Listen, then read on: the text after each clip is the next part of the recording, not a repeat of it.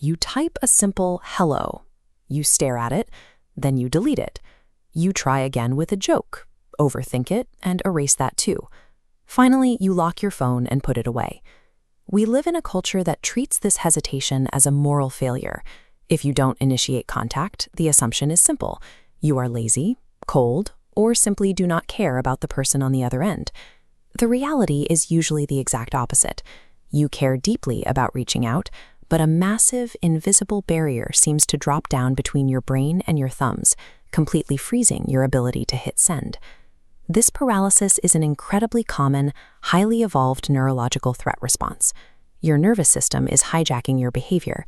It is deploying a complex set of defense mechanisms to protect you from what it literally perceives as an immediate physical danger. When someone texts you first, the conversation is already framed. You just have to reply. Initiating a completely new interaction requires a massive amount of cognitive friction. Psychologist Daniel Kahneman maps this out using what he calls System 2 thinking. This mechanism is responsible for deliberate, heavy, and exhausting mental focus. To send that first text, you have to conjure a topic entirely out of thin air. Then you calibrate your tone. You analyze the punctuation, avoiding coming across overly eager, while ensuring you don't sound uninteresting. Next, you run complex simulations of their potential reactions, plotting out a massive decision tree of branching replies depending on exactly how they respond. By the time you get home from a long day of answering emails and navigating office dynamics, your mental battery is depleted. This compounding cognitive load turns a simple text into an impossible chore. You don't fail to reach out because you lack affection for your friends. You fail because you have exhausted your available mental energy.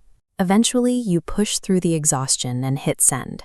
Then begins the agonizing, silent waiting period.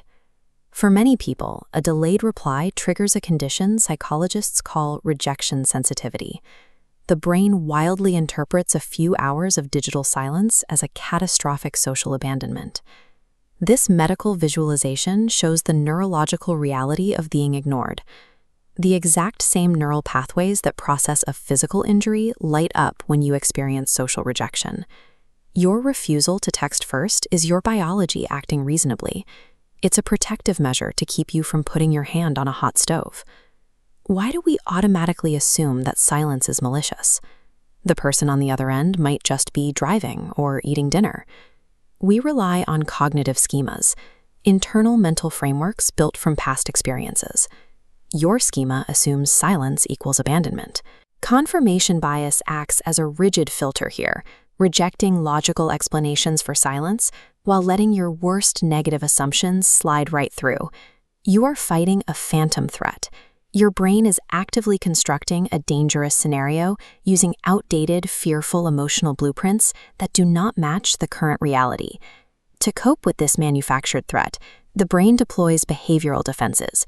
One is the dominant strategy.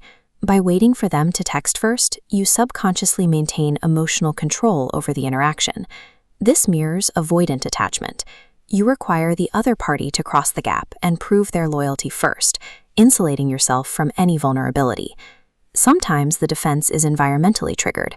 You might have friends who act as emotional vampires, people who treat every conversation like an unpaid therapy session. Your nervous system meticulously tracks these interactions. When you think about texting them, it predicts the massive emotional toll that checking in will cost you. In these cases, your silence acts as a highly calibrated boundary. Your nervous system erects it to prevent total emotional bankruptcy. There is a tragic irony to all of this. These defense mechanisms end up creating the exact isolation and rejection they were designed to prevent. Because other people cannot read your mind or feel your anxiety, they view your protective silence as apathy. Eventually, they stop trying and walk away.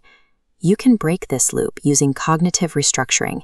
This is a clinical method used to consciously challenge and override your brain's faulty threat detection system. When you feel that wave of dread over an unanswered message, pause. Actively force your brain to replace the assumption of rejection with a completely neutral possibility. You also need to set firm, real-world boundaries with the emotional vampires in your life.